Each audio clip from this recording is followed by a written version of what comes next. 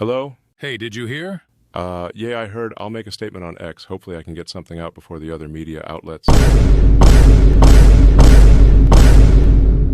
Crap.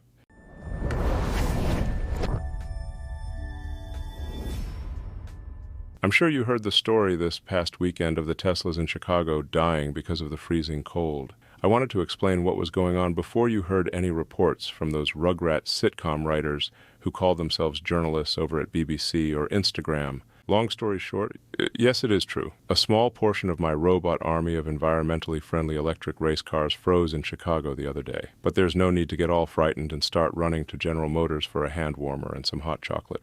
There is a perfectly good explanation for all of this, and I have taken the liberty in breaking it down into a few different reasons why. The main reason this happened is because it was negative 20 degrees outside. I mean, what the f*** are you even doing out there? Don't you read a weather report? Or when you walked outside to get in the car, think, wow, my face is about to freeze off. I better skip Starbucks today and just stay home. No, you decided to go out against the elements and try to run your errands in negative 20-degree weather driving an electric go-kart. Now, I cannot fix or explain that, but I can explain the technical reason as to why the batteries shut down from the cold. Inside of EV batteries, lithium ions flow through a liquid electrolyte, producing electricity. But the colder it gets, the slower they travel through the electrolyte.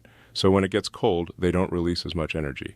That cuts into the range and can deplete a battery faster. And if you have any basic knowledge of how car batteries work, when the battery dies, the car doesn't go. Exactly the same if you leave the car lights on in your gas vehicle of death. We've made a lot of progress in the past decade to create the most optimum battery. The ones we use now are very different from the ones in the original Roadsters, and as you may know, I launched mine into space. Turns out negative 20 on Earth, bad, but negative 450 in space, good. Interestingly enough, there are still some around that sell at auction. I bet I wouldn't have to tell those people not to take them out and go for a joyride this week in Chicago, but whatever. I am proud of our progress in the past few years, and the old Roadster is just a symbol of where we came from and what we have been able to do. So the moral of this is General Motors suck, use X, AI is good, Teslas are the best car a man can drive, and when you look out your window and see a polar bear because it's negative 20 degrees out, you stay in your house.